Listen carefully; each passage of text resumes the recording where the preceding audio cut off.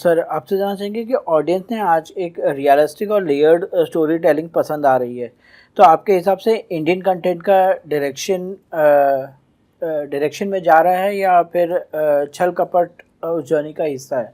उसी का हिस्सा है। और आई थिंक जैसे आपने कहा कि ऑडियंस लेयर्ड कहानी चाहता है, तो इसीलिए जैसे मैंने पहले भी इंटरव्यू में कहा, श्रेया ने भी यही कहा कि ये सिर्फ एक मर्डर मिस्ट्री नहीं है। हम चाहते हैं कि ऑडियंस इसको देखे किरदारों की कहानी के लिए, कि दोस्ती की कहानी के लिए, जेलेसी की कहानी के लिए, लालच की कहानी के लिए। एक कैरेक्टर देविका जो अपने पास से भाग रही है या पास से कैसे टर्म्स पे आती है या किस तरह वो एक ट्रेजेडी से डील कर रही है, वो बहुत इंपॉर्टेंट है। अगर हम सिर्फ एक मर्डर मिस्ट्री बनाएंगे तो शायद ऑडियंसेस उसको नहीं देखेगी, बिकॉज कैरेक्टर्स की कहानी और उनकी जर्नी बहुत इंपॉर्टेंट है और उसी से लेयर्स निकलते हैं।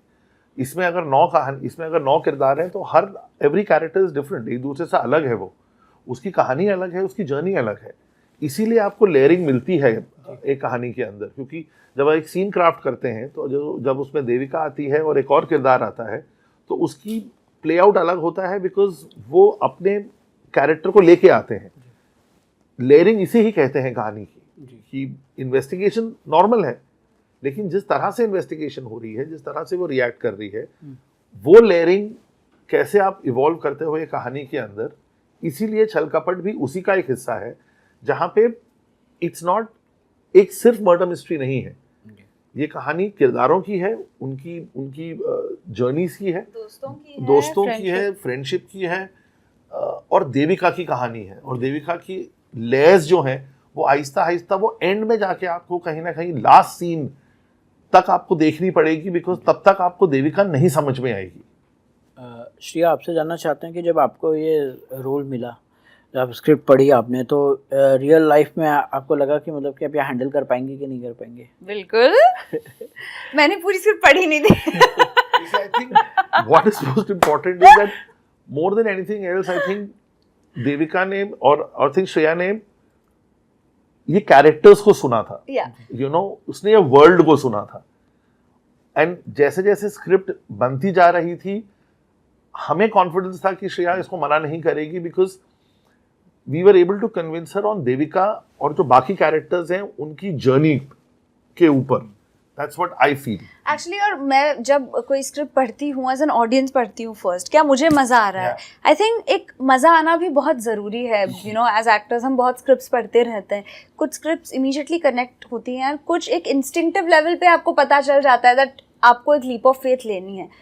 मैं ये नहीं सोचती कि क्या ये वर्क होगा या क्या ये वर्क नहीं होगा, बिकॉज ऑनेस्टली कोई नहीं बता सकता है। कोई गारंटी नहीं। आप ऑथेंटिकली अगर कुछ करो, some things can surprise you. कभी कभी तो एब्सोल्यूट न्यू कमर्स के साथ you tell an authentic story, वो बन जाती है, and sometimes you take super duper stars और नहीं होती है। सो मुझे लगा, do I want to take a leap of faith in this journey, and the answer was yes. और टीम अच्छी है, एक टीम में कॉन्फिडेंस होना भी बहुत ज़रूरी है, बिकॉज मैंने बहुत ऐसे किस्से सुने हैं जहाँ मेरे एक्टर दोस्त बड़े सेट्स पे हैं बट उन्हें मज़ा नहीं आया। सर क्या छल कपट का सीजन 2 बन सकते हैं, ऐसा कुछ स्टोरी? बन तो जरूर सकता है, बिकॉज जैसे कहा जाए कि फिलहाल तो ये लिमिटेड सीरीज है, फिलहाल हमने सोचा नहीं है कि, और आई थिंक Z5 ने भी ये सोचा नहीं है कि छल कपट द डिसेप्शन आगे बढ़ेगा। लेकिन देविका अगर लोगों को पसंद आती है और देविका का कैरेक्टर लोगों को पसंद आता है, तो यस, इस शो में पोटेंशियल जरूर है कि ये कहानी आगे बढ़ सकती है। अब इसमें 2 चीज़ों का सबसे बड़ा इंपॉर्टेंस है। पहला तो ऑडियंसेस को ये कहानी पसंद आनी चाहिए और देविका पसंद आनी चाहिए। ऐसा फॉर्मेट ऑफ फॉर्मेट कि चलिए देविका की कहानी हम आगे लेके जा रहे हैं। और दूसरा बहुत इंपॉर्टेंट है कि श्रेया अवेलेबल होनी चाहिए और श्रेया हमारे साथ दोबारा काम करने के लिए रेडी होनी चाहिए, और श्रेया को हम कन्विंस कर पाए कि आप काम करिए। तो वो सबसे इंपॉर्टेंट हर डिसीजन का एक glamorous Devika in the next season. तो उस पे डिपेंड करता है, बट पोटेंशियल जरूर है।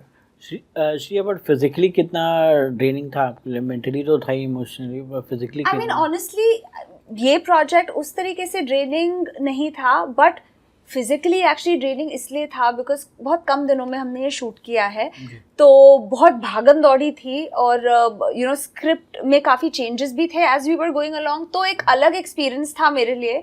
But once we surrendered to it, it was like a team effort, और वो हुआ। ऑल्सो जिस तरह से हमने शूट किया है, कई बार हमने लॉन्ग टेक्स भी लिए हैं जिसमें भी मज़ा आता है, यू नो. टिपिकल शॉट्स वैसे नहीं लिए हैं हमने, कुछ चीज़ें लॉन्ग टेक्स में हमने एक्सप्लोर किए हैं बिकॉज दूसरे भी बहुत अच्छे अच्छे एक्टर्स हैं हमारे इसमें. सो मज़ा बहुत आया. एंड पहली बार मैं कोई प्रोजेक्ट इतने कम दिन में मैंने शूट किया है, तो वो एक एक्सपीरियंस अलग था. लास्टली श्री, आपके फ्यूचर प्रोजेक्ट्स क्या क्या हैं? और जुलाई में मैं एक सीरीज़ में मेरा इंटरेस्टिंग पार्ट है जो पहली बार लेट्स से कि मैं एक थोड़ा एक डार्क किस्म का कैरेक्टर प्ले कर रही हूँ. वो होगा अनाउंस एट सम पॉइंट. और 2 फिल्में हैं जो इंडिपेंडेंट फिल्म्स हैं, जो मैं बहुत एक्साइटेड हूँ बिकॉज आई थिंक हमारे पास इतने अच्छे राइटर्स हैं. एंड आई थिंक ये जो एक कॉम्बिनेशन है of actors and new writers going on a journey, that is very important because जब आपको मौके नहीं मिलते, आपको वो मौके क्रिएट करने चाहिए, मुझे ऐसे लगता है, अगर पॉसिबल है तो मैं खुद के लिए वो अपॉर्चुनिटीज़ क्रिएट करने की कोशिश कर रही हूँ. And of course Mirzapur the film is also there, तो that's still kind of in process. Shreya, एक और चीज़ जानना चाहेंगे आपसे कि मतलब बीइंग मतलब कि blessed with Sachin Pilgaonkar's daughter and Supriya, Supriya Pilgaonkar, तो कितनी मतलब एडवाइस देती हैं जब स्क्रिप्ट में कहीं अटकती हैं, तो क्या आप जाके कुछ एडवाइस लेती हैं उनसे कि क्या है, कैसे करना है? ऑफ कोर्स अगर मेरे मन में कुछ डाउट है तो मैं डेफिनेटली पूछती हूँ. But the amazing thing is मतलब उनका एक्सपीरियंस इतना है. दोनों I think at heart pure artist हैं और वो मुझे हमेशा कहते हैं दैट वो मुझे अनेबल करते हैं कि मैं खुद से सही सवाल पूछूं. यू नो, वो नहीं कभी नहीं कहेंगे ये करो ये मत करो, वो मुझे ही पूछेंगे to help me clear my mind out. And कई बार तो मैं ज़्यादा डिस्कस नहीं करती क्योंकि मैं चाहती हूँ वो एज एन ऑडियंस देखे. But the best part is कि अगर मुझे डायलेक्ट पे काम करना हो या लैंग्वेज में कुछ पूछना हो, तो इट्स अमेजिंग कि मेरे पास वो लग्जरी है कि मैं उन्हें ही पूछूं. और जब वो मेरा काम देखते हैं तो प्रॉपर्ली लाइक एन ऑडियंस देखते हैं, एज आर्टिस्ट देखते हैं और जेन्युइनली अपना फीडबैक बताते हैं. आप सोचिए कि सुप्रिया मैम और सचिन सर जैसे लोग अगर घर पे हों आपके, आई नो, तो आप बिल्कुल ही फुलिश होंगे कि आप उनकी एडवाइस ना लें. Absolutely. I think it's, I mean they are just such great artist, इतने ग्रेट दोनों इतने अच्छे यू नो कलाकार हैं और इतना एक्सपीरियंस है उनके पास, that I think she is privileged that she can at least उनकी एडवाइस ले सकती है. Of course. And the creative conversations और वो लर्निंग मेरे लिए इतनी इंपॉर्टेंट है. It's like my mini film school at home, you know. तो मैं तो हमेशा मतलब पापा हमेशा कहते हैं कि सीखती रहो, जूनियर्स से सीखो, सीनियर्स से सीखो, बट कीप लर्निंग. तो जब मैं कैमरा के सामने होती हूँ, मैं कैमरा के पीछे भी क्या क्या चल रहा है मुझे सीखना पसंद है. यू नो, मैं सवाल पूछती हूँ बिकॉज मैं चाहती हूँ कि आगे जाके भी मुझे भी डायरेक्ट करना है, प्रोड्यूस करना है. तो it is a learning process for me. So yeah, they're always there. And like my father says that you know an actor can't be selfish कि बस वो अपना पार्ट देखे. You know, आपको पूरी कहानी देखनी होती है. And समर सर, आपसे जानना चाहेंगे कि आप जर्नलिज्म से फिल्म मेकिंग और नाउ डिजिटल कंटेंट, काफ़ी डाइवर्स जर्नी रही है आपकी, तो इस ट्रांजिशन को कैसे देखते हैं आप, कैसे शेप किया as a storyteller specially while making Chhal Kapat? I think बहुत मेरे लिए it's been a privilege to honestly say कि जब मैंने करियर शुरू किया तो मैंने रेडियो जॉकी था, फिर मैं जर्नलिस्ट रहा. Radio jockey? मैं टाइम्स एफएम का ओरिजिनल रेडियो जॉकी था दिल्ली में. 1 साल मैंने वो किया, फिर मैंने 8 साल जर्नलिज्म किया, उसके बाद मैंने डायरेक्ट किया, डॉक्यूमेंट्रीज बनाई, फिल्में बनाई, प्रोड्यूसर रहा. आई थिंक मेरी ग्राउंडिंग जो जर्नलिज्म ने करी है वो मुझे आज तक हेल्प करती है. बिकॉज एज अ जर्नलिस्ट मैंने एक चीज़ बहुत इंपॉर्टेंट सीखी है कि आप लोगों से बात करते रहिए, बिकॉज सच और झूठ कुछ नहीं होता. यू नो, वो एक लोगों का नज़रिया होता है. तो रियल लोगों से बात करके ही मेरी सारी कहानियाँ वहीं से आती हैं. आई थिंक जो कैरेक्टर्स आप इसमें भी देख रहे हैं वो कहीं ना कहीं से मैंने लोगों से मिला हूँ. तो आज तक मैं जो भी कहानी ढूंढता हूँ वो मैं कोशिश करता हूँ कि वो कहानी कहीं ना कहीं उसको कहीं लोग रियलिटी में देख सकें. वो मेरी कोई इमेजिनेशन से नहीं आई है. और वो मेरे कैरेक्टर्स जो हैं वो भी कहीं ना कहीं मेरे एक एज अ जर्नलिस्ट मैं लोगों से बात करना बहुत पसंद करता हूँ. तो वहीं से सारी, और मैं पढ़ता हूँ आज तक I think I can proudly से कि मैं रोज सुबह उठ के 5 अखबार पढ़ता हूँ। 5 अखबार रोज सुबह पढ़ता हूँ, चाहे दुनिया यहाँ से वहाँ हो जाए।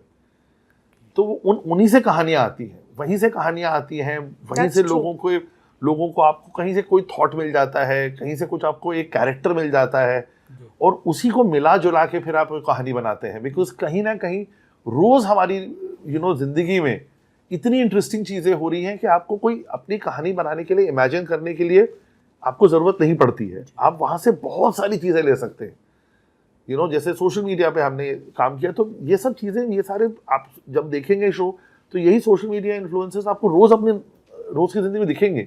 देविका कैरेक्टर कहीं ना कहीं आपको दिखेगा कि हाँ ऐसा था, ऐसा था। तो वो रियलिज्म से जुड़ा रहना, आई थिंक मेरा जर्नलिज्म डेज का एक बहुत बड़ा बून है मेरे लिए, एक बहुत बड़ी देन है मेरे लिए, जिसको मैं इस्तेमाल करता हूँ, and I am extremely proud of it. Sir आप दोनों से मैसेज दे दीजिए ऑडियंस को। सर मैसेज सिर्फ इतना है कि प्लीज़ छल कपट द डिसेप्शन ZEE5 पे आ रहा है, और 6 जून को आ रहा है, 5 की रात को आ जाएगा मिडनाइट पे, और प्लीज़ देखिएगा।